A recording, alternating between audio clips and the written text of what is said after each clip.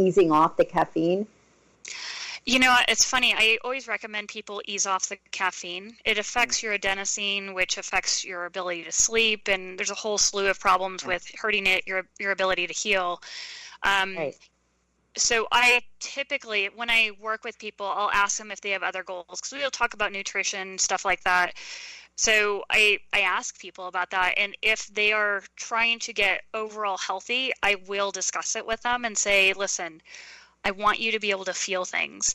I want you to feel things differently. Can they still feel things when they're highly caffeinated? Yes. Right. But it's not as great as if they're off caffeine and off the stimulants. Nice. Good point. Yeah. You talked about marathon running, which, being an ex-athlete, I know about pain and working out. I've never done an ultra marathon. I've known people, though. Tell us about that. How do you run a marathon pain-free, and like how did that really work for you? So originally I couldn't do that, but then when I started playing with all this, all of a sudden the pain started going away. And so what happens is you train out for your marathon or longer distance, and as you're going through that, you're running, you're always working on calming yourself down and working on getting your rib cage down. So when you inhale, it's not you lifting up your rib cage and hinging off of your back, which throws off your body position, which can contribute to not sensing your hamstrings, getting front of the knee pain, hip pain. And so in the middle of a run, let's say I'm running a marathon, there's a slant on the ground. And there's nothing we can do about a slant. You know, if it's a road, it's a slant. It's going to be there. And so what I do during that time is I'm really focused, ribs down, letting my lower body relax so that as I'm moving through the air, everything's just relaxing and hitting instead of tightening up.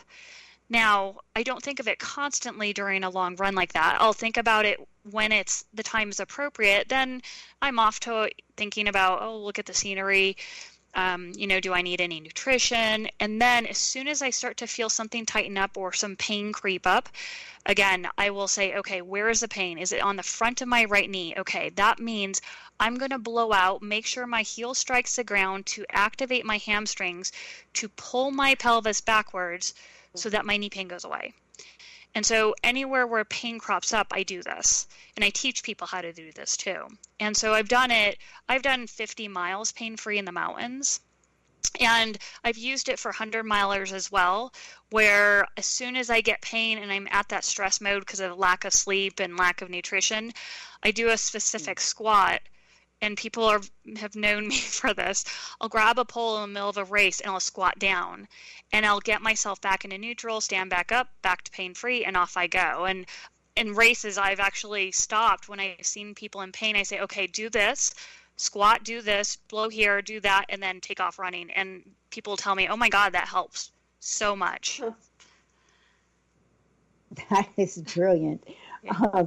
So when you talk about lowering the rib cage, so if I was sitting here, does that mean that we're pushing out our belly button when we're breathing instead of breathing in and sucking in?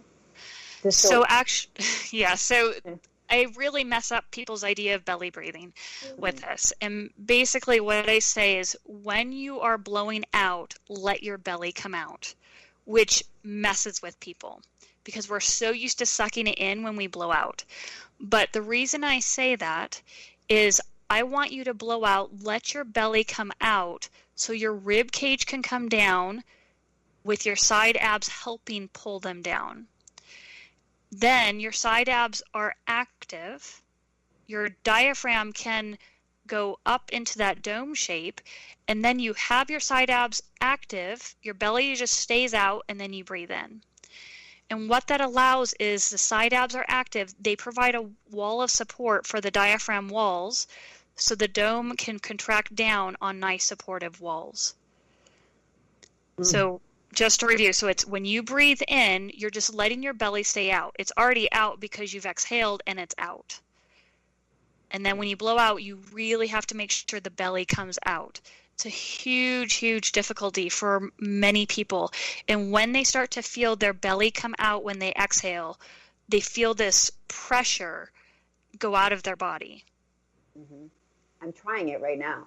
That's really different. Amy, Yeah. how do you do this virtually? Do you do this via Zoom, or you do it on the phone, or how do you do that?